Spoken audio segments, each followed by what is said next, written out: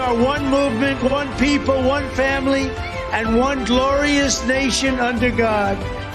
And together, we will make America powerful again. We will make America wealthy again. We will make America strong again. We will make America proud again. And we will make America great again. Okay, it's game time, friends. It is game time. Welcome, pro-life leader Frank Pavone here, live with you on this election eve. It is the evening before Election Day. Now, the other day I had, of course, throughout this season, I've had the MAGA hat here. Let's see, I got the Make America Great Again. And then the other day I said, you know what, we're going to go double MAGA. So I put two of these hats on the table here. And now tonight, quadruple MAGA. Quadruple. Now you see here, first of all, because this means we have to redouble and then redouble again in these next 24 hours, our efforts to save America. And what we do is by getting out the vote. That's what it boils down to right now. I'm going to say a little bit tonight about some practical things we have to do and some practical thoughts we have to keep in mind and convey to others. 24 hours to save America. But let me tell you about the quadruple MAGA. So we've got this one here that says Make America Great Again, and then this one, Ultra MAGA, because that's what we proudly are. And it's Make America Great Again. It's what we believe in the greatness of this country or not. And so it's really very, like President Trump says, it's like, what's complicated about that idea? Now, this one, Trump 2024, in God we trust. We've got to trust the Lord at this moment. It's so distressful, isn't it, to think about the point at which we stand now. Unbelievable. Now, this afternoon when I had the live prayer hour, some of you were on with me there at 3 o'clock, and I showed a clip that was when President Trump arrived back home after he was convicted by that communist show trial in New York. Shame on you, Alvin Bragg. Disgrace to America, disgrace to your profession, disgrace to New York City. He came back home and the patriots were lined up along the sidewalk and there was the flag flying, but it was upside down. That's the distress signal. So we commented on that earlier, and I'm putting out a separate standalone post of that on my social media. So make sure that you're following me at FR Frank Pavone on all the channels, on all the platforms. And you'll see that again. I think it just epitomizes the moment that we're in right now so perfectly, because we are very much aware that it is time for us to be sending that distress signal primarily to our fellow Americans to say, hey, let's rally. We've got to save this country. But also the jubilation of those people, the joy, the excitement of seeing President Trump. Why? Because he's leading this movement. He's the one standing in the way of those who want to take freedom away from us and our children. He's the one standing in their way. The globalist elites who have also infiltrated into the Catholic Church. And it's really such a disgrace what's going on. You know it as well as I. So Ultra MAGA, yeah, absolutely. And then this one here, Trump 24 three-peat. Now this red hat was given to me personally by Dr. Sebastian Gorka. You guys know Sebastian Gorka. He worked for President Trump, and I would think that in the next Trump term he'll work there again. A really great guy, and he has his own show called America First, and he has had me on multiple times. And not the last time, but the time before that I was on with him in his studio, he gave me this hat. So three-peat, right? So 2016, 2020, now 2024, Trump three-peat. What a blessing to American history. So look, we don't fool around about what we're saying and what we mean. Too many, there's a lot of events going on in these days, prayer events, educational events, election events, and you come out of them thinking, if you and I go to them, we come out of them thinking, hey, yeah, of course, I'm going to vote for President Trump. I'm going to vote Republican down the line, except that we have to come to that conclusion after we go to the prayer event, or we hear the homily in church, or we go to the online thing, and we say, oh, yeah, I guess that's what I have to do. We don't beat around the bush here. We go right straight to the point, and here it is. This is the point. This is what it is, and we should be unafraid to say that and to promote that and proclaim that. I know that's certainly something you are unafraid to do. So what we want to do here is go to the scriptures, as we always start with. I want to read from the prayer of Jesus the night before he died, and what a beautiful prayer for his followers, because it applies to all of us right here, right now, at this moment of both distress and opportunity for the United States of America. We're going to pray this prayer of Jesus for us, and then we're going to talk about some really practical things in terms of winning the victory. We've got 24 hours to win this victory. That's it. 24 hours from now, a lot of the polls will be closed. We have now officially entered, because I'm here on Eastern time, it's 8:06 p.m. Eastern time. We have now entered the last 24 hours of election 2024. Is game time. Most of you have voted already. I know that. The work's not finished. Bring more people tomorrow. Get them out to vote. Let's pray. John 17, starting with verse 11. Jesus prayed, Holy Father, keep them in your name, which you have given me, that they may be one even as we are one. While I was with them, I kept them in your name, which you have given me. I have guarded them, and not one of them has been lost, except the son of destruction, whom the scripture might be fulfilled. But now I am coming to you, and these things I speak in the world, that they may have my joy fulfilled in themselves. I have given them your word, and the world has hated them, because they are not of the world, just as I am not of the world. I do not ask that you take them out of the world, but that you keep them from the evil one. They are not of the world, just as I am not of the world. Sanctify them in the truth. Your word is truth. As you sent me into the world, so I have sent them into the world. And for their sake, I consecrate myself, that they also may be sanctified in truth. Friends, that prayer, Jesus said for us, we can say it for ourselves. And notice the emphasis he puts on truth. That alone decides this election. I'm going to tell you something. Let's just think this through together. And by the way, I can see your comments. Let's deal with, you know what? I'm in a really combative mood here and a really excited mood, and we're going to win this thing to the dismay of the stupid enemies that we have. But look at Bruce J. Bruce, you kind of came to the wrong place, because now you're going to be an example. So Bruce J., who knows what planet he's from. So priests are all in for a sexual predator. Gosh, who could have predicted that? I'll tell you who could have predicted that. Think back to Jimmy Carter versus Ronald Reagan. So if you're so sanctimonious there, Bruce J., let me know what church you belong to, or what planet you came from first. That's really what I want to know. And what political party? Oh, wait a minute. No, thanks. You don't have to tell me that. We are going to, you know what we're going to do tomorrow? The Democrat machine, you know those big plugs that like the building we're in here used to be a printing business, and you look in the wall and you see those, those big, I don't know what they're called, big round, gigantic electric outlets. And you got these big, thick, you need two hands to pull them out if you can even do that. Tomorrow's the day, Bruce. I mean, we should put your name, actually, I'm going to inscribe your name on the thing, right? The electrical outlet, because we're going to pull it out.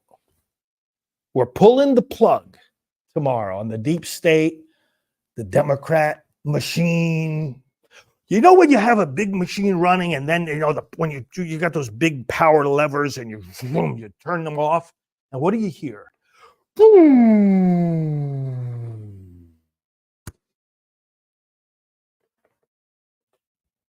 Mark my words. All in for a sexual predator? Really? Sounds sort of judgmental, doesn't it? I mean, shall we do a group confession here? And you could start, Bruce, since you're bringing it up. Tell us what your sins are in the past, and we'll define your whole life by some off-color comment that you made in the past, maybe something that you did. Maybe it's sexual, maybe it's not, maybe you stole something, maybe you manipulated somebody, maybe you cheated. That's just, and we could do like a group confession. But from now on, everyone's life will be defined by their sins. So, you had Ronald Reagan versus Jimmy Carter. Who do you think a sanctimonious Christian might be led to vote for? Let's see, Jimmy Carter. Baptist, practicing his faith, talking about it, Sunday school teacher. Ronald Reagan, divorced. Hollywood, Hollywood is so corrupt. He was a Hollywood actor. And who are you going to vote for president? The Christians and the priests and the believers and the Bible-believing people, not once but twice, and in like historic landslides, elected not the Sunday school Baptist teacher, but the divorced former Hollywood actor. Gee, like to use your words, gosh, who would have predicted that? It's easy, Bruce. It's really easy. You see, because if you care at all about the Word of God, about being holy, about the things that God wants, if you care at all about that, well, then you're not going to look in the past at what you think. I'm not saying he did anything. What you think somebody's sins are, of course, you got to get that straight first, because do not judge is, they didn't erase it yet from the Bible. No, because this is my version of the Bible, not yours. They didn't erase the do not judge part. But putting that aside for a moment, let's say that people did all the sins that you think they did. You're not going to take something that somebody did in the past and say, that's going to prevent me from supporting this person for president, but then not take account of what they're going to do when they're in the office of president. That's going to affect believers, the morality of the nation. How? By laws, executive orders, and court decisions, because the president chooses not tens, not dozens, not scores, but hundreds of federal judges that stay in office for how long, Bruce? Tell us. Yes, for life. For life. So in other words, let's see if this makes any sense. Again, even thinking that something is true, which you have no idea whether it's true or not. So I committed a sin 20 years ago.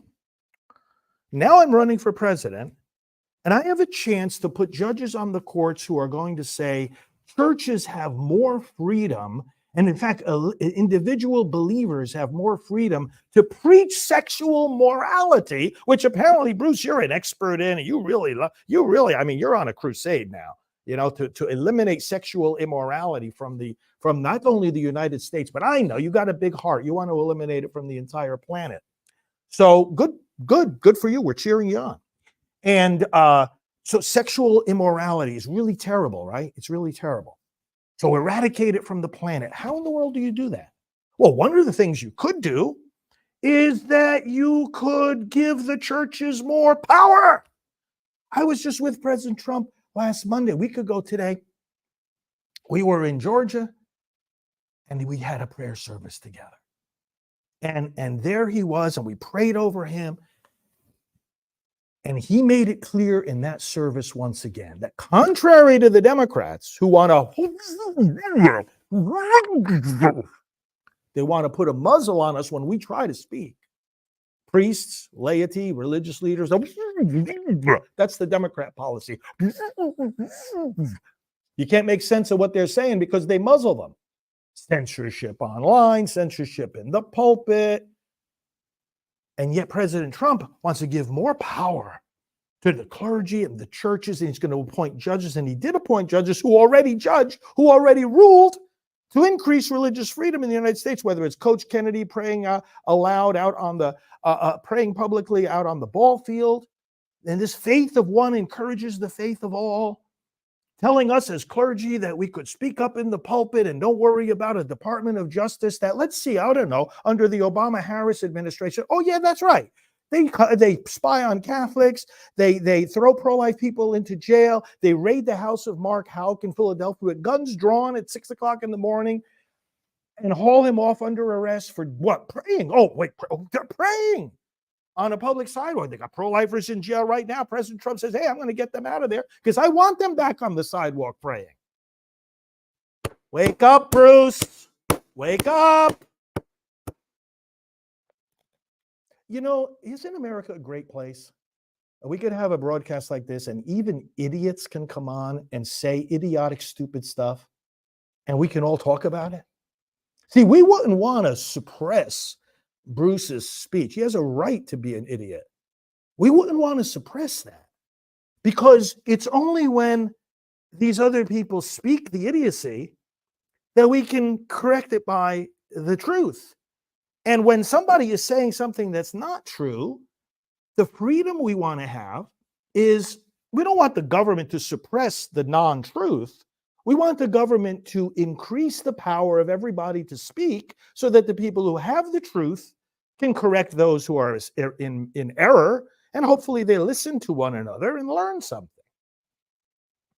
So learn this. Yes, we're with President Trump because if you believe in things like sexual morality, or that maybe the church should be effective in its work of making people holy, and maybe, let's think about it. Oh, yes, schools where religious groups are going to be there, thanks to Bruce, of course, Bruce Almighty. You ever see that program, Bruce Almighty? Maybe this is the same guy. Isn't it great if you empower schools that are going to teach virtue to the children and make sure that by God's grace, by learning his word, by enabling parents to be able to afford to send their children to a school where virtuous people are going to teach virtue instead of a failing public school like Bruce's party represents that are going to teach them vice. Let Planned Parenthood come in and tell them, hey, you see, Bruce, when Planned Parenthood comes in and talks to our kids in the schools, you know what they tell them about human sexuality? That is meaningless. It's as flat as this piece of paper, and it has no moral content. So what they're doing is they're actually fostering sexual immorality, which you seem not to like, sexual predator. As a matter of fact, Planned Parenthood, they are sexual predators. It's the Democrats that fund them, bring them into our schools, and have them talk to the kids. In fact, the Democrats bring in drag queens and have them talk to the kids. You're so concerned about sexuality. What about all this crap that's going on there? And the Democrats want us to pay for it, and Kamala wants us to pay for sex change operations for prisoners who are on death row. It seems to me the choice is pretty clear for you there, Bruce and your followers. But you see, brothers and sisters, because listen, I'm not off the track here. This is exactly the message I wanted to bring to you here. That when you look at what we're voting for, it's the future of the country. So if you put in policies like President Trump has to say, you know what? Parents are the primary educators of their children. And if they want to send their children, because they are believers, because they don't want their children to become sexual predators, they want them to learn virtue of the scriptures. So we're going to send them to a school that if the whole culture in that school is religion, and they hear about the commandments, and they read the Bible, and they pray, Lord, make me virtuous, President Trump is going to make that possible. School choice, it's called. When people who want to send their children to a religious school are not economically penalized in any way or penalized in any other way or discriminated against at all. So what gets a better outcome? Brothers and sisters, whether it's speaking in the pulpit, speaking up on the college campuses, President Trump said, listen, we're not going to fund a college with federal monies if what they do is they suppress the speech of those who might want to get up on the campus, set up a podium on the public walkways there, and preach and hand out literature as to why sexual immorality is in fact immoral. So what does President Trump end up being? What does he end up doing? If you're going to accuse him of some kind of past sin, don't you think that this more than justifies supporting him when what he's going to do in the future is exactly the opposite of that alleged sin? It's unbelievable how elections bring out the most stupid comments that you hear about or read about all year long. So, brothers and sisters, what we are talking about here is very similar to the Reagan-Carter choice. Somebody who's divorced, somebody who's not known to be particularly religious, although President Trump prayed with us pretty fervently the other day. No, it's not about that. It's about what kind of morality is going to be written into the law?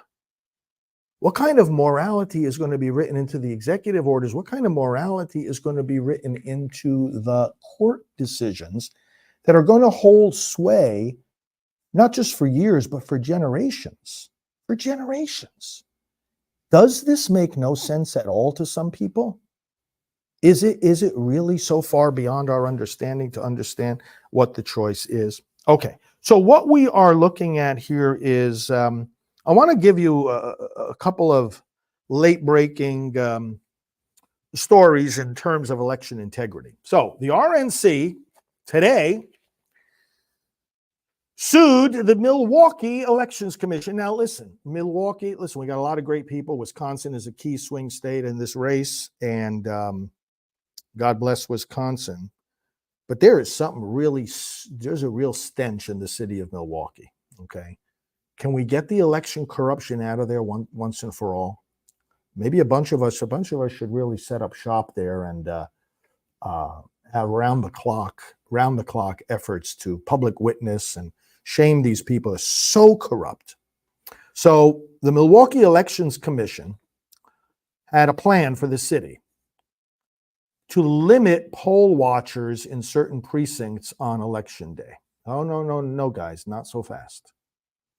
So the co-chairs of the RNC, Michael Whatley and Laura Trump, said Wisconsin voters deserve to know that there are poll watchers from both parties in the room as votes are being cast and counted on election day.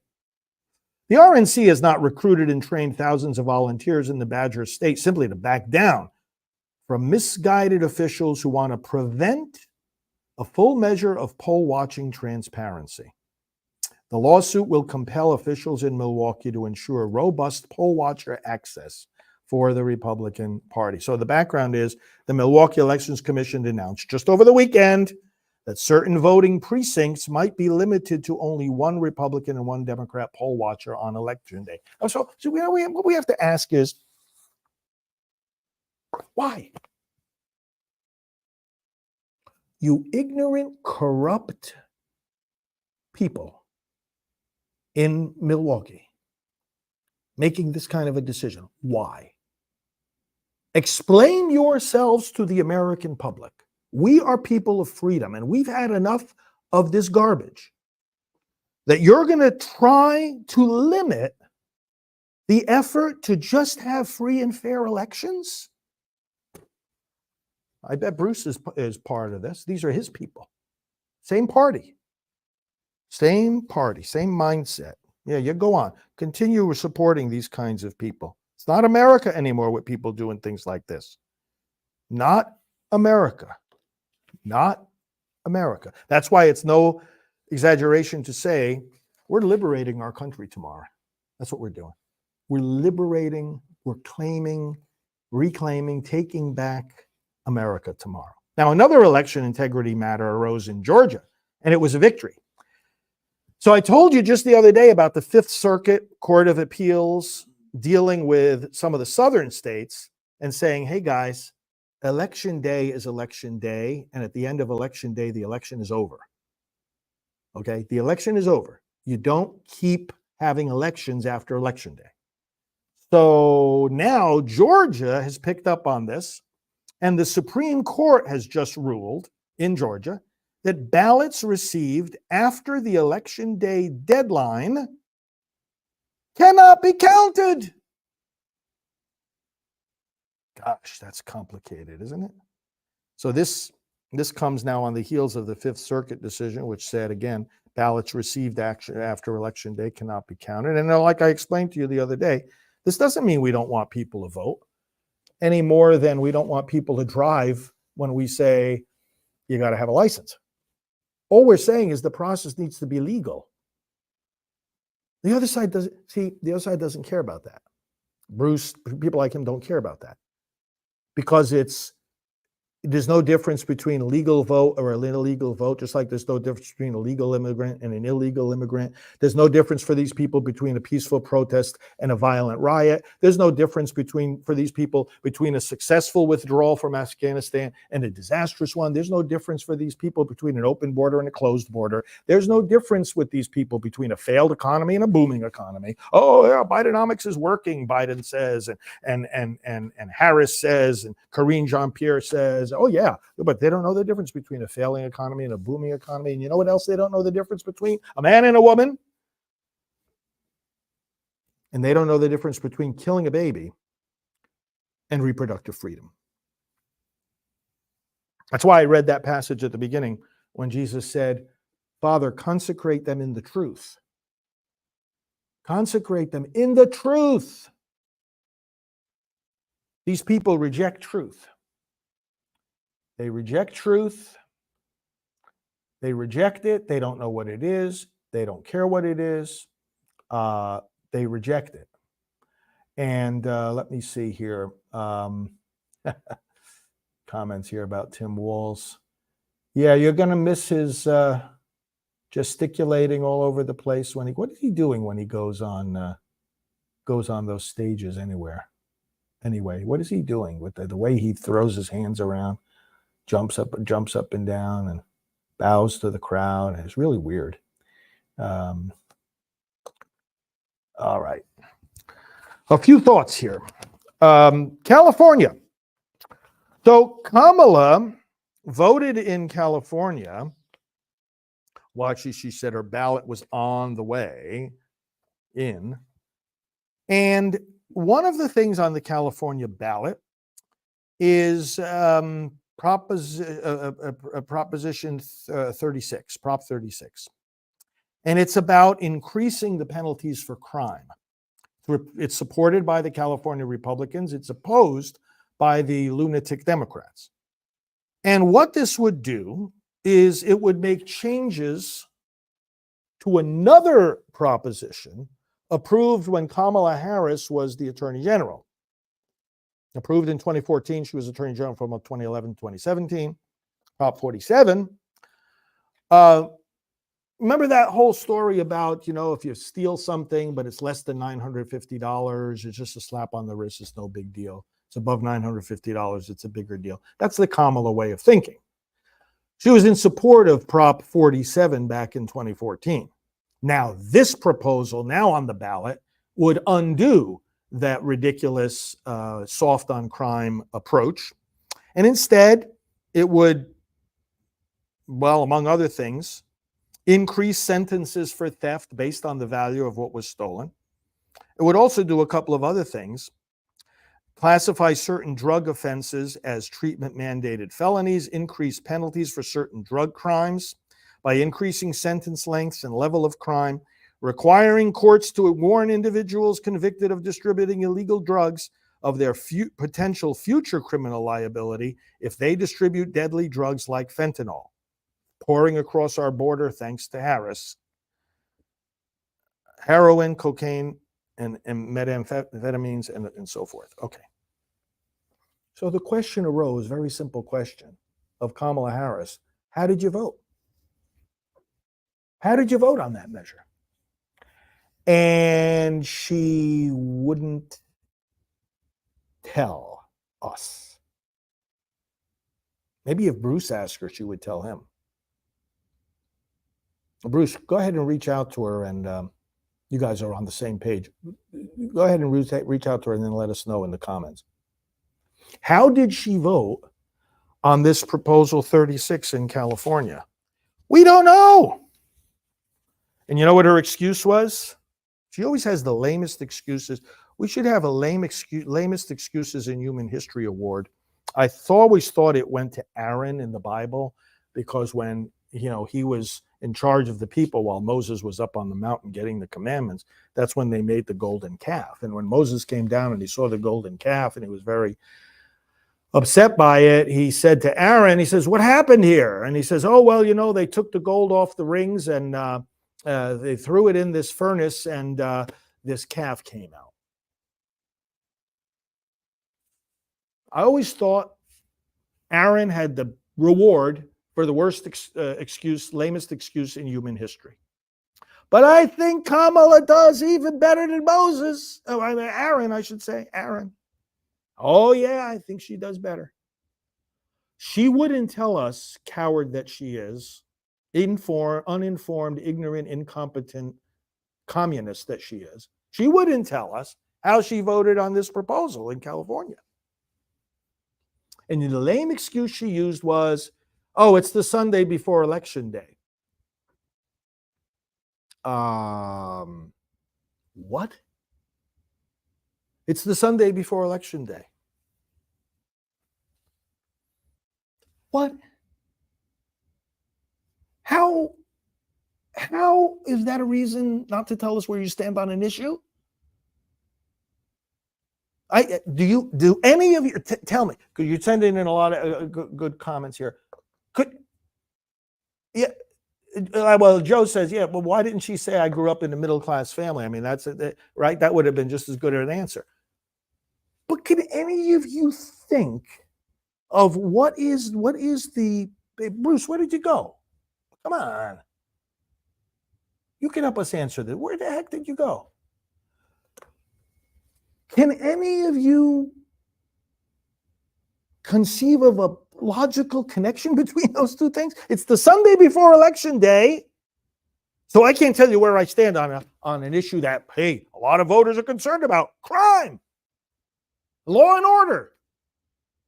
It's Sunday before Election Day, so I can't tell you about any of my positions. Are you going to talk about it? You're not going to talk on the Sunday before Election Day? You're not going to talk about anything? If you're going to talk about something, I mean, you're running for election, well, are you going to talk about where you stand on things? Oh, actually, the answer is no, because we don't know where she stands. Except that we know she says one thing one day and nothing the next day, and none of it really makes any sense anyway.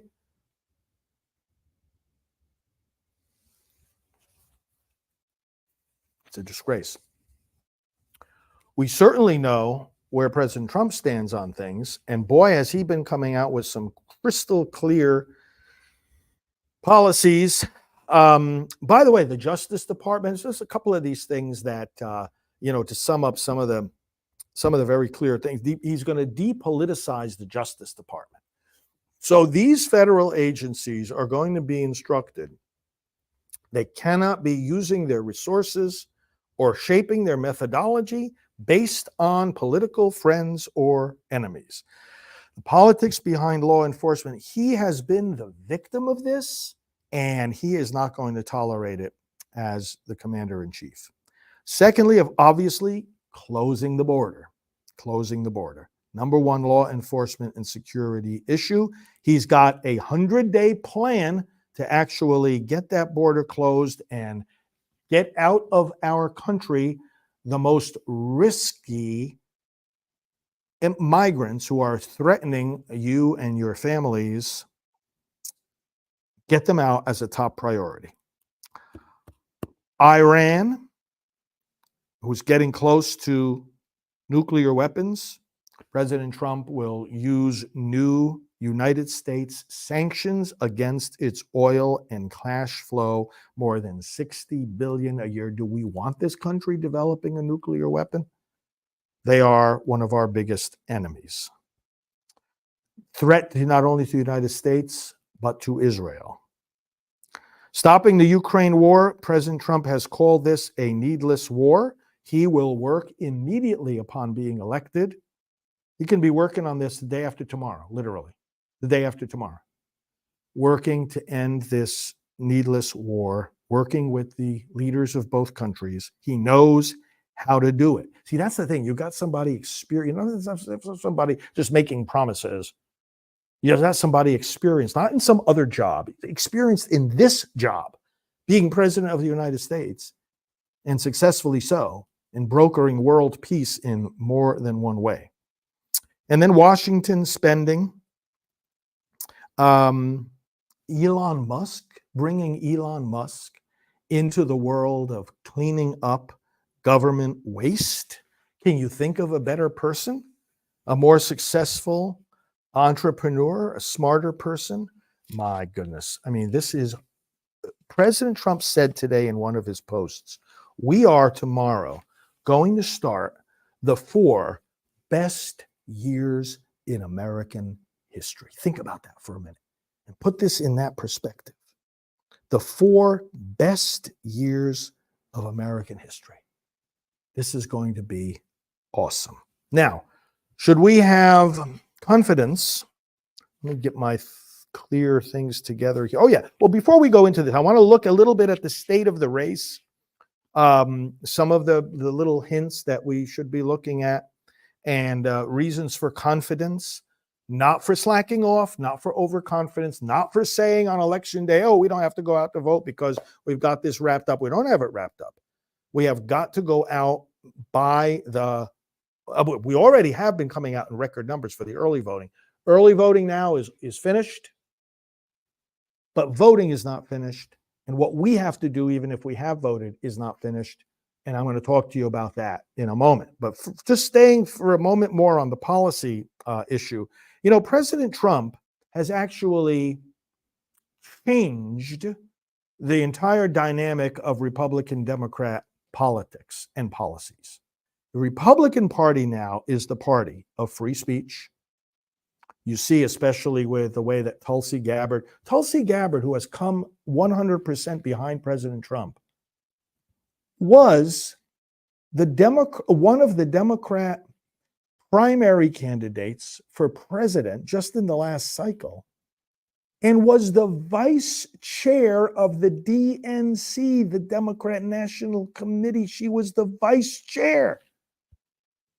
And now she's campaigning right next to President Trump and urging us to vote for him. Free speech is one of the reasons, RFK as well. They don't want the censorship. We don't want the censorship.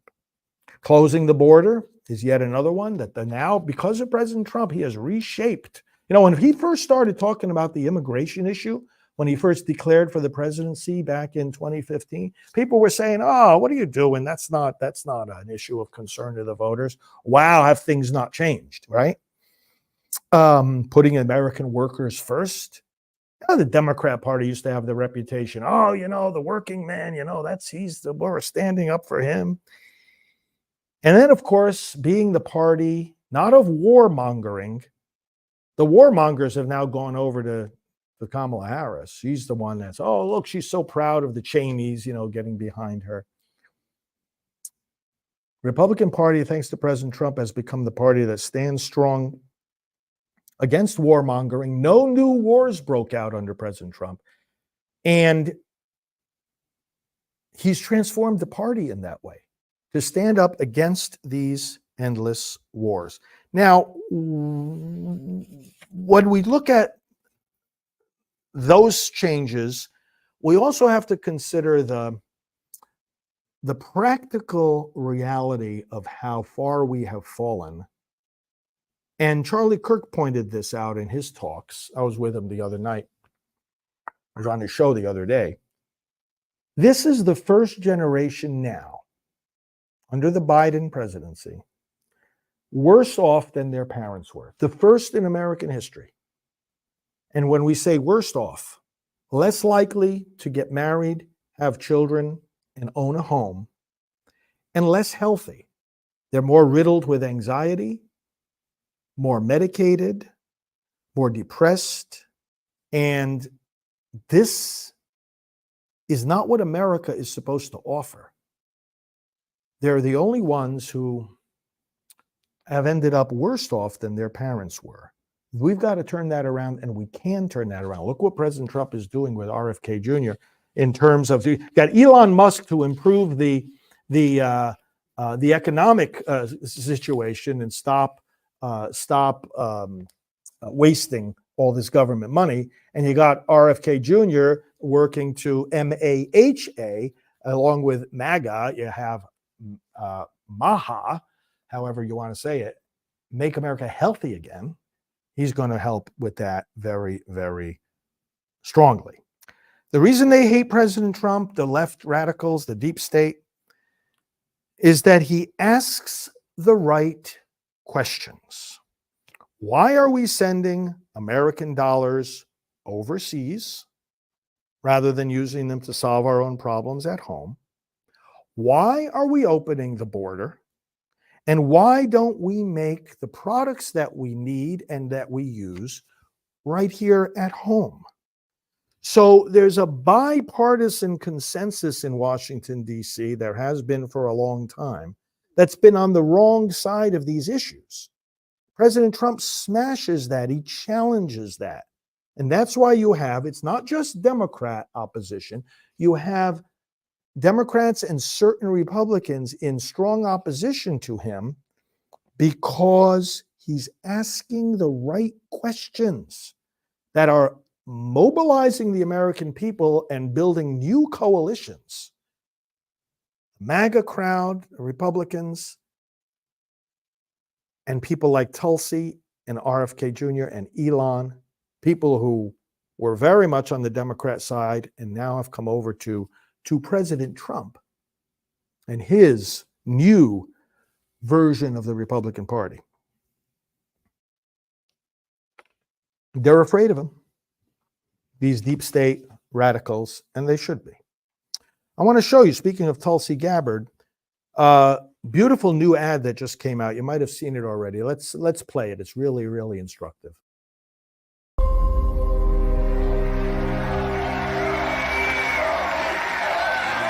Tulsi Gabbard. Aloha.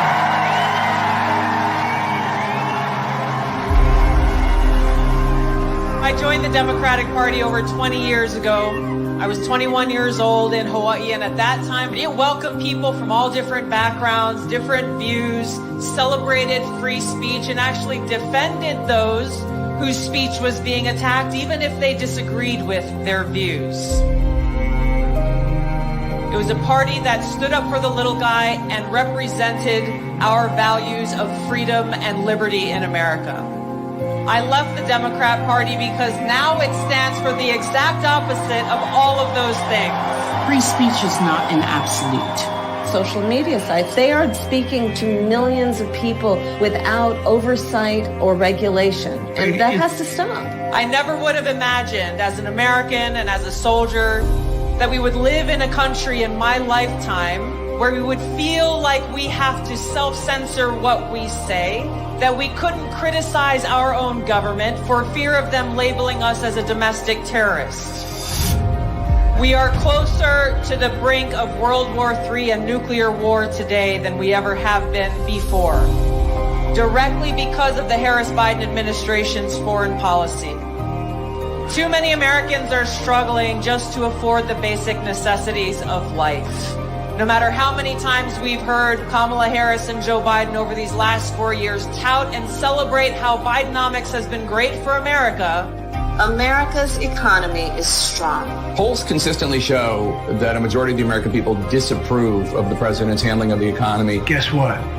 It's working. Over half of Americans earning a six-figure salary report that they're actually living paycheck to paycheck. Bidenomics is working. It is actually working. The number of homeless people on the streets and in shelters across the U.S. increased significantly this year. Bidenomics is working. it's almost as though they're speaking from an ivory tower, saying how great they are and patting themselves on the back, while people are struggling for crumbs on the streets. This election really isn't about the left versus the right. It's about choosing, we the people choosing our government and the choice between freedom versus tyranny. The Department of Defense, under Biden's authority, quietly codified its right to deploy lethal force against its own citizens on American soil. I'm proud to endorse Donald Trump in this election because he is our best hope. Specifically because of the leadership that President Trump has brought to transform the Republican Party and bring it back to the party of the people, the party of equality, the party that was founded to fight against and end slavery in this country. It is the party of common sense and the party that is led by a president who has the courage and strength to fight for peace. Mr. Trump became the first sitting U.S. president to ever set foot inside North Korea yesterday. And this is why they will do everything possible to try to destroy him. Because this man has the courage to take them on and root out the deep rot of corruption in Washington. My message to my fellow Americans, regardless of your political affiliation, now is the time for us to stand together to save our country. A vote for President Trump is a vote for a big open tent party that welcomes people from all backgrounds and all walks of life.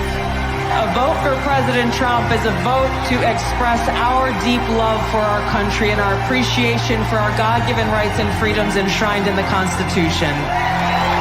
A vote for President Trump is a vote for secure borders and safe communities, and a vote for President Trump is a vote for peace here in America and around the world. Thank you so much.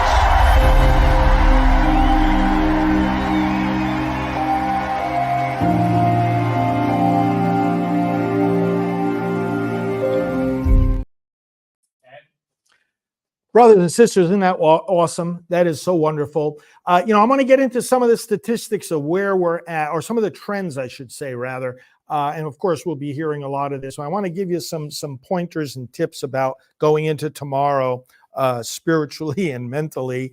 But let me show you some first. One of these comments here. I think I can put it here on the screen. David, wait a minute. Okay. David is saying blah, blah, blah, because you're looking for vocabulary there. Did I miss the part about America having something called freedom of religion? Did that somehow change to America is going to shove ours down your throat, whether you like it or not? The answer is, yeah, that did change. It changed under the Democrats. I myself, I never thought I would be a petitioner at the U.S. Supreme Court, but I and my ministry and my team, we were under the Obama administration, actually, Obama-Biden. We were one of many, many religious groups that were under attack. And when I say attack, what I mean is that we were forced to be in a position where we had to consider whether we were going to follow the law or follow our faith. Now, those two for an American should never be in conflict. That's one of the essences of what freedom of religion means, that it should always be legal to carry out your religious beliefs, unless, of course, you're violating the fundamental rights of somebody. I mean, I think we would all agree that if a church came along and they said part of our worship of God is to sacrifice a baby on the altar, we're going to slit the baby's neck and the blood is going to be offered up to God. That's not the kind of freedom of religion. But if we can agree on something like that, you don't, in the name of freedom of religion, you don't kill or steal or anything like that. That's not freedom of religion. But provided that you're going to, respect everybody else's safety and rights. They did the opposite. You should never put your citizens in a position where they have to feel they have to choose between following the law and following their faith. But yet that's exactly what they did to us. That we had to, in our insurance policies that we provide for our staff, we employ 50 people here. They said you have to include certain forms of coverage for certain forms of abortion in your health insurance. And of course, neither we nor most other employers want to do anything like that. But they were forcing us. We had to go to court. In fact, you know who ultimately got us out of that? This was in the final years of the Obama administration. The election of President Trump himself got us out of that, because as we transferred into his administration, the case was still pending. And he said, you're not under that mandate anymore. And he resolved the whole thing. So, yeah, it's the Democrats that are forcing. Now, when it comes to the whole issue of abortion, again, freedom of religion. Yes, we believe in freedom. In fact, President Trump did more for freedom of religion than any other president, both domestically and internationally. He had the first major summit under Secretary of State Mike Pompeo, and he appointed Governor Sam Brownback, used to be governor of Kansas. I know him personally as well. He appointed him as an international ambassador for religious freedom. They had a big meeting at the United Nations. President Trump provided for training for federal employees that work overseas to train them how to see signs of religious discrimination and oppression and report it back to the government so that we could take the appropriate steps against that. But when it comes to the abortion issue, the Democrats have bills now that what they're starting to do is specifically explicitly exclude religious freedom. President Clinton, with bipartisan support under his presidency, signed the Religious Freedom Restoration Act, this law that's still in place, great law, except that now the Democrat Party is starting to explicitly say, for example, in its federal bill on abortion that would take away any restrictions on the procedure, the bill explicitly excludes the RFRA, as it's called, Religious Freedom Restoration Act protections. So you've got President Trump and the Republican Party literally running on religious freedom, racking up a track record of defending religious freedom at home and abroad. And you've got the Democrats literally suppressing it. So the answer to your question, unfortunately, is yeah. We do have a situation where what's being thrust down our throats is that we're supposed to violate our religion or else get punished for it. So yeah, what you're raising actually is an argument in favor of what these hats represent. Because religious freedom is at the core of our country and our overall American freedom. And that's exactly what we're defending.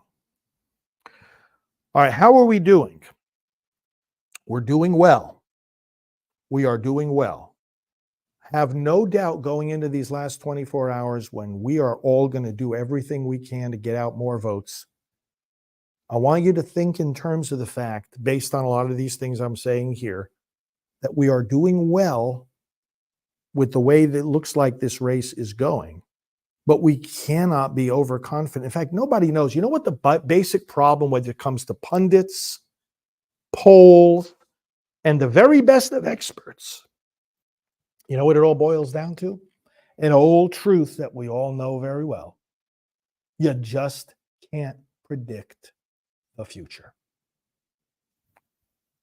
In anything. You can't predict the future. So we don't know. Nobody knows what the results tomorrow night will be in any of these races. Can't predict the future. But you can see what certain numbers are saying.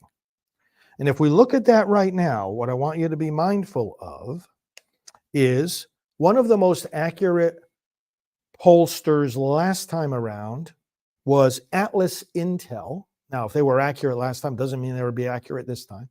But they have President Trump up in the swing states. up in Nevada, up in Michigan, up in Pennsylvania, up in Wisconsin, up in North Carolina, up in Georgia, and up in Arizona. Now, another commentator was talking about Arizona, Georgia, North Carolina, and Nevada being the best, and then behind them, Pennsylvania, Michigan, Wisconsin. This brings President Trump well over the 270 electoral votes needed to win. And we also have some states that are close, not by any means guaranteed, but closer than comfort allows for the Democrats, let's put it that way, namely New Hampshire and Virginia and New Mexico. So those are three to watch in terms of that would be a surprise, but it gets getting close to a possibility that they could swing over to President Trump as well. Now, you combine that with an interesting dynamic in terms of the popularity of the incumbent, because basically President Trump, he has a certain benefit of incumbency. When incumbency benefit is, hey, you see their record. Well, it could be a benefit, it could be a downfall, based on whether that record is good or bad in the eyes of the American people. But President Trump has a great track record of actually having been president. But Harris too she has an incumbency. She's currently the vice president. She's been standing side by side with Biden all these years, been part of every policy and decision, and she was in charge of the border. So in the minds of the voters, you can't separate Biden from Harris. It's the Biden-Harris administration. He's underwater in his approval. You know what underwater means when you talk about presidential approval ratings. If the numbers of people who disapprove of your job performance is greater than the numbers of those who approve, you are underwater. He's underwater by 15 points. Now, if an incumbent party, let's think of it in terms of party, because Biden is no longer on the ballot, Kamala is, but she's his vice president. If the party is 15 points underwater with their incumbent president, does that same party's candidate get reelected? And the answer historically is no. Look back to 2008, George W. Bush. His approval rating was down. He was at the end of his second term, but did a Republican succeed him? No, that was the year of the Obama election. Okay, so the party switched. That's what we're looking at here, a switch in party when the incumbent is underwater in the polling. How about in 1968, LBJ? His approval rating was negative. Did a Democrat succeed him? No. Go back further to 52, Harry S. Truman. His approval rating was in the 20s, if not upper teens. So did a Democrat succeed him? No, it flipped. So for Kamala to pull this off, she would have to buck this trend, which is a pretty strong historical trend, that when you have an unpopular incumbent, usually the American electorate wants to switch parties. It makes common sense. You combine that fact with the right track, wrong track numbers. It's not just the popularity or job approval of the incumbent. It's whether citizens think the country is going in the right direction. So right now, how many think it's going in the right direction? 28%. That's abysmally low. And has an incumbent ever been reelected when the country thought that it was going in the wrong direction by that much? And the answer is no. That is, again, a situation where you end up having a change in leadership, a change in the party. We're on track for all of those reasons for some pretty good outcomes tomorrow. We also have good movement in the United States Senate races. The math has always been good in this particular cycle. When you talk about who's going to control the U.S. Senate, it's called the math. You look at how many seats are up in the first place, okay? And then you look at how many of those are, Republican, how many of those are Democrat, how many of those are open races, how many of those are in safe districts, how many of those are in toss-up districts, or states, we should say, as we're talking about the Senate. The bottom line is that the movement of the polling, you don't just look at the actual numbers of the poll outcomes, you look at who's gaining and who isn't. The movement is all in our direction, all of it for the U.S. Senate. So there are surges in Pennsylvania, in Nevada, and what this means is that when you have this kind of movement going on, we're on track to have at least 51, 52 Senate seats. Now, it would be nice if the majority was even greater than that, but we'll see. The movement is going in the right direction. There's also a surge. There has been a surge. First of all, the early voting numbers have been fantastic. See, what's happening now with the early voting numbers, we don't know how people voted. We know what party they were, however. The Republicans have come out to vote early in massive numbers, way more than ever before. I'm sure you've heard this already in the reporting during these days. The second thing to keep in mind about that is it's not cannibalization. What we mean by cannibalization is, Republicans usually come out on election day, but this time they came out earlier, but that doesn't mean they're gaining any more new votes because all you're doing is taking them from election day and having them vote early. Well, certainly a lot of people who would have voted on election day did vote early. But when you look at the numbers, one of the things you can tell, even though who they voted for is confidential, you can tell who these people were in terms of their voting in previous elections, and we are getting low propensity voters coming out, which is consistent with what President Trump has tended to do in his previous election bids. He brings out low propensity voters.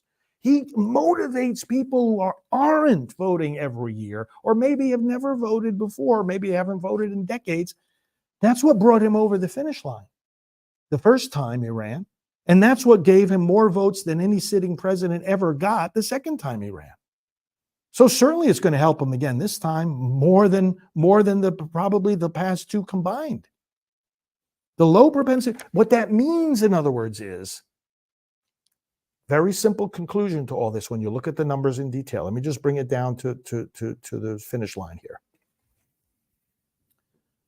If we get out there and vote, if we, in the next 24 hours, get the people that we know who haven't voted yet and who might not vote, and we convince them to vote, we win.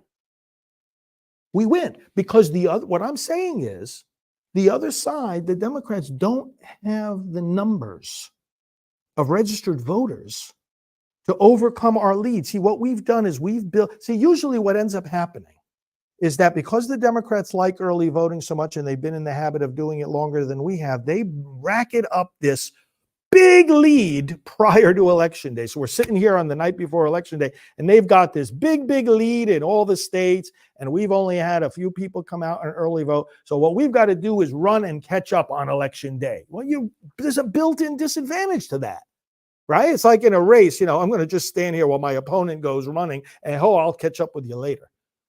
But that's not that way this time. We're running, in fact, in many states ahead of them.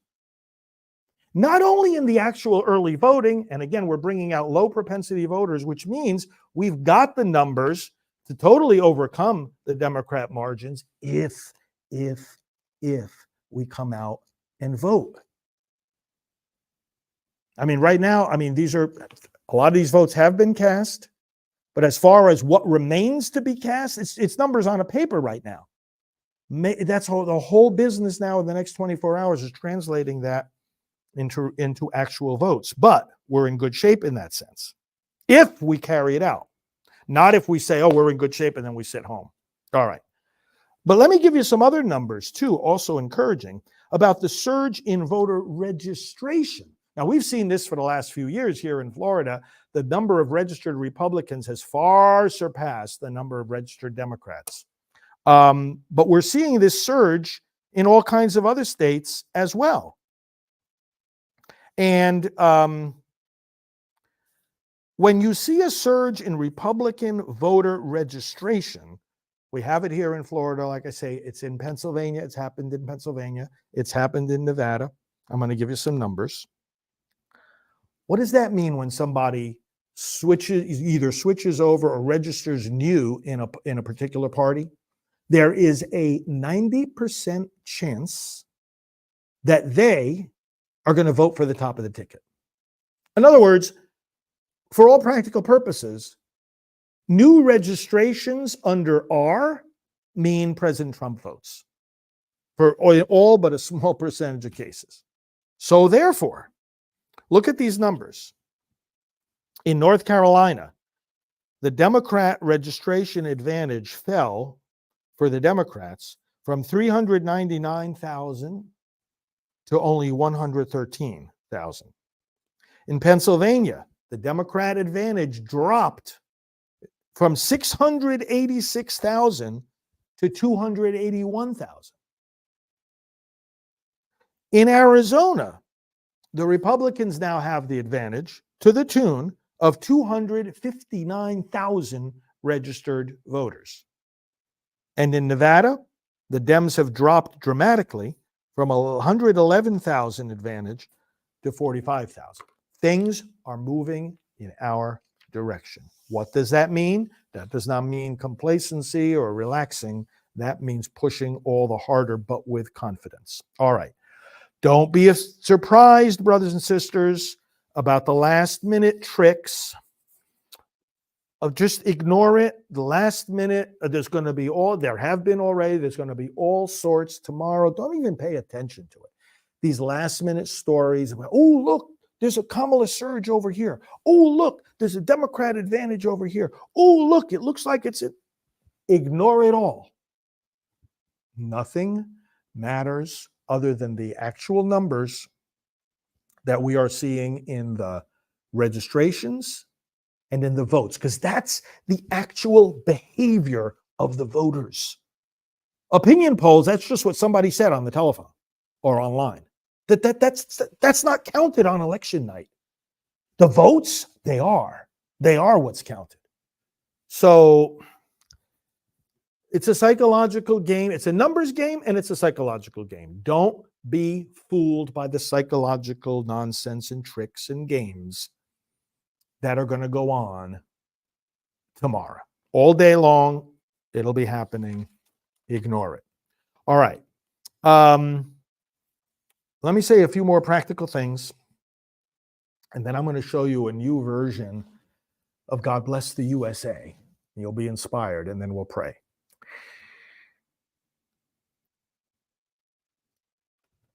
Wouldn't it be wonderful if not only President Trump gets an electoral victory, that's what determines who wins the White House, but if he gets the popular vote as well? We don't elect the president by popular vote with very good reason, so that the liberal cities don't overwhelm smaller conservative districts and states.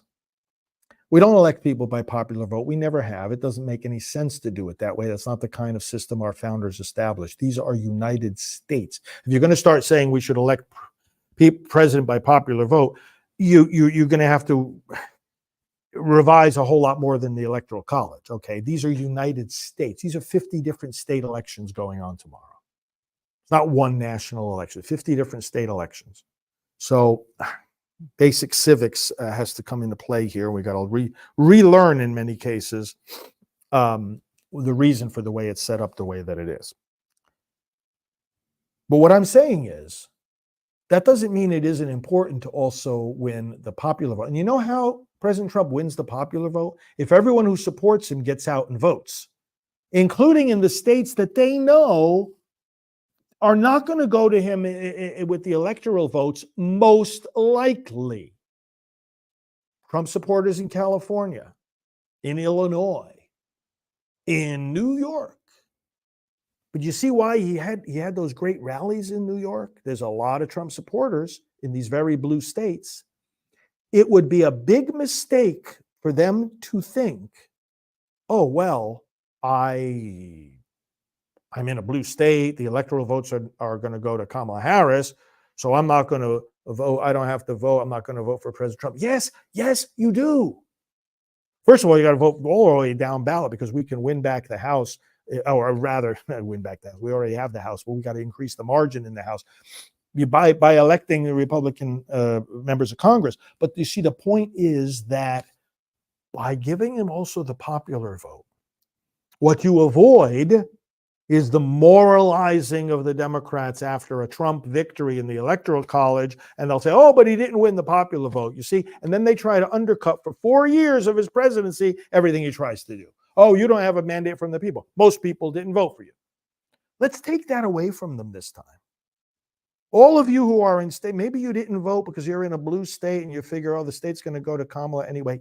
No, that's not all that matters. Show the support. Let the support be counted, because the popular vote is in fact counted, even though it's not determinative. It's counted, and it's used as a talking point, and it's used as a moralizing point, and it's used to make the Democrats feel superior. Oh yeah, we got the popular vote. Take that away from them. All right, that's my. But by the way, because if he wins the presidency but doesn't win the popular vote, let me tell you what that's going to start fueling. That's going to fuel an effort called the National Popular Vote Interstate Compact. We've had some shows about this in the past. The National Popular Vote Interstate Compact is a dangerous effort to skirt around the constitutionally established Electoral College by saying, oh, well, the states are going to agree by some kind of compact that they'll award their electoral votes to whoever wins the popular vote. First of all, that's fraught with all kinds of practical difficulties to carry out. We won't get into that in detail now, but it's going to be, that effort is dangerous because, again, it takes away the minority voices in our country. There are entire states that are drowned out via population just by the city of New York or the city of Los Angeles, and certainly by the both of them combined. So we have to be very careful where we go with this, but it's a real thing. It's been supported by a lot of states. It's driven by the Democrats, Kamala Harris, Tim Walz, and those other radical communists. They want to get rid of the Electoral College because they don't believe in the Constitution, because they don't believe in America, because they don't believe in freedom. But all I'm saying is, we can counteract even an effort like that indirectly by taking away from them the talking point that, oh, you see, we won the popular vote. I want to see that taken away from them tomorrow night. All right. A few other practical things. All right. I'm going to give you a couple of links. We're going to go to this song first. Lee Greenwood. I was with him over the summer. We were together, of course, at the Republican National Convention. What a great guy. Oh, my goodness. Lee Greenwood. God bless the USA. He just released, you probably haven't seen this yet. I just saw it for the first time a couple hours ago. A new version, kind of a rock version of God Bless the USA. I want to play it for you. And then we'll come back and I'm going to give you a few practical points, and then we'll pray. Let's watch and let's pray and sing together God Bless the USA in this newest version.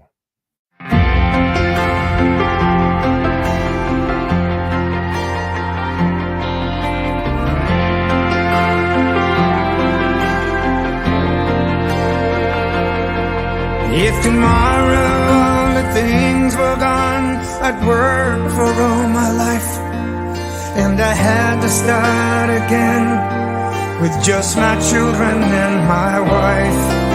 And thank my lucky stars to be living here today, 'cause the flag still stands for freedom, and they can't take that away. And I'm proud to be an American, where at least I know I'm free. And I won't forget the men who died, who gave that right to me.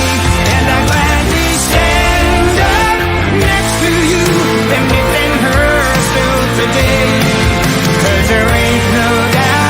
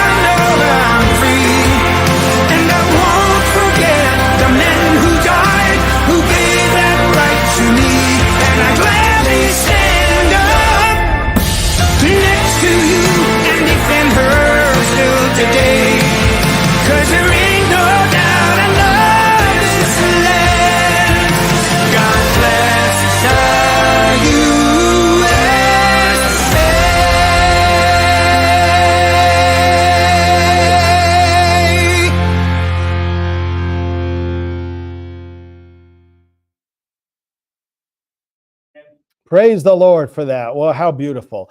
Brothers and sisters, a couple of practical things. ProLifeVote.com, that is our election website.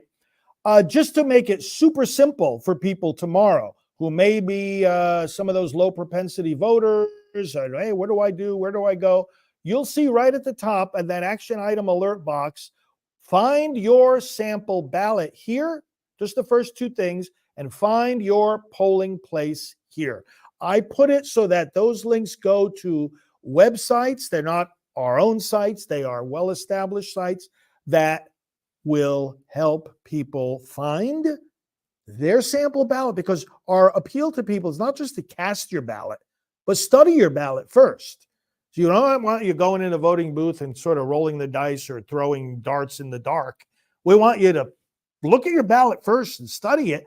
ProLifeVote.com. And by the way, while you're there, if you haven't during this election season really taken a good look at our Pro-Life Vote site, you're going to find so much stuff there, not only for this election, which concludes tomorrow night, but for future elections also. But those are the two links. I wanted to point that out to you so that as you're helping other voters, you can point them here, okay? You find your sample ballot and find your polling place. Okay. Secondly, in about an hour from now, President Trump will be having the final rally of this presidential election season. And I want to watch it. I want you to watch it. Invite other people to watch it. He's going to be up in Grand Rapids, Michigan. You might remember he did this when he was first elected in 2016, late night before Election Day rally in Michigan. And of course, he carried Michigan that year. Let's do that again tomorrow. He's up in Michigan. Grand Rapids at 10:30, just a little more than an hour from now. And watching all the President Trump rallies, by the way, we have a special website called PresidentTrumpRallies.com, and you can go and watch the past ones there as well.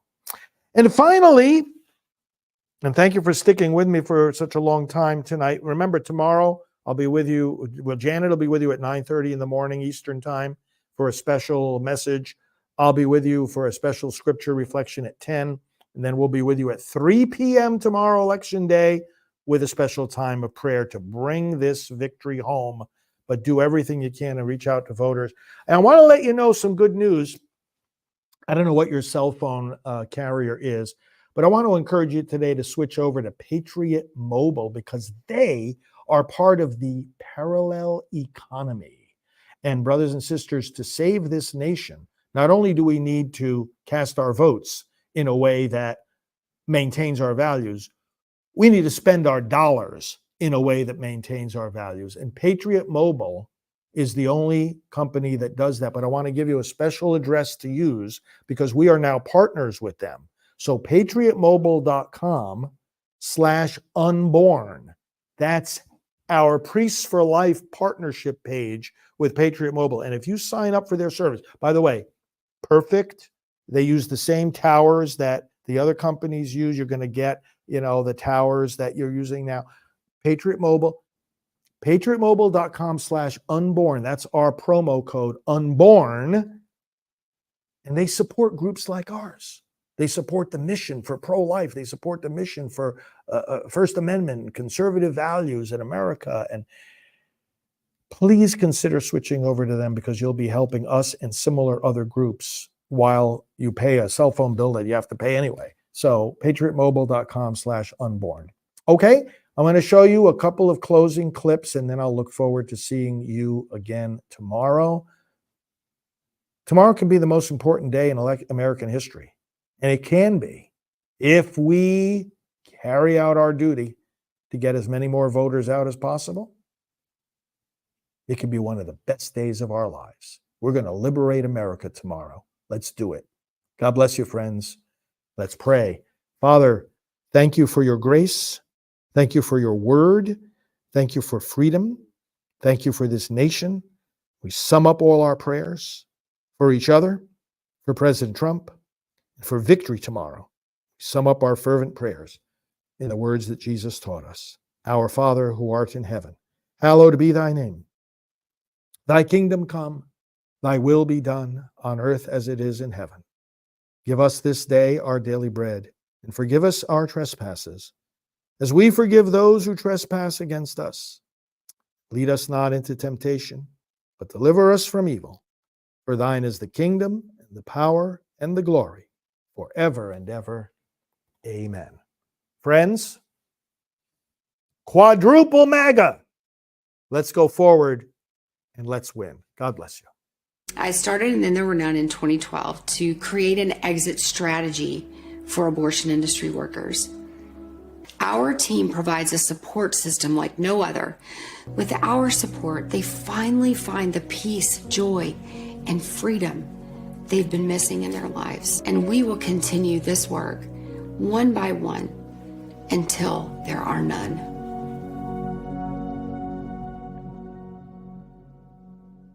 Hello, I'm Dr. Alveda King, board member of Priests for Life.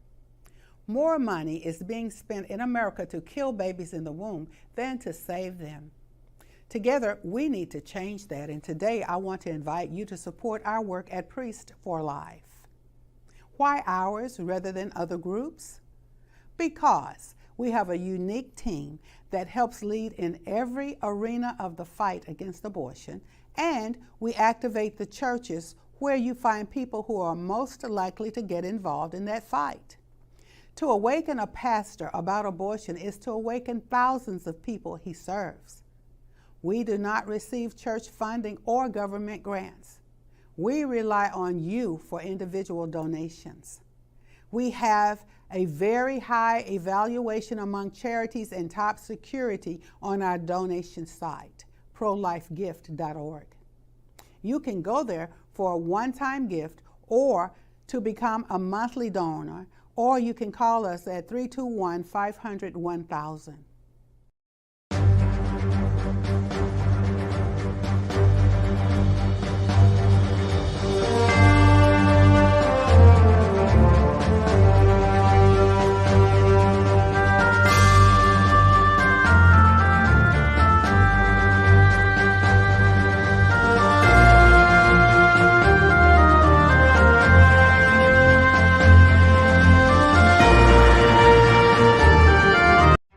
In various states this fall, measures will be on the ballot to increase the numbers of abortions, to make it easier to get an abortion and to have abortions performed later in the pregnancy. This is one of the procedures that would be made legal. The baby, as you can see, is dismembered step by step. Arms and legs torn off. Head eventually crushed. These are babies who could survive outside the womb. These are babies who feel pain. Do you think this procedure should be legal? If not, vote against the abortion amendments. Hi, Janet Morana here. And you know what? When Christmas comes, sometimes people have lost a grandparent or a parent. And for children, it's difficult to say, like, where are they? This brand new book by Anthony DeStefano, Christmas in Heaven, is awesome. It is a grandfather telling his grandson where grandma is. And you know what? It takes a special focus on saints. There are 25 saints that are highlighted in this beautiful story, and all the saints are doing different things up in heaven. And you know what? November 1st is All Saints Day. Maybe you'd like to get a copy of this book early. Go to the link, order it today. Christmas in Heaven by Anthony DeStefano. Follow him, Father Frank Pavone, Fr. Frank Pavone. He is the National Director of Priests for Life. Please go to priestsforlife.org. Frank Pavone. Frank, thank you very much.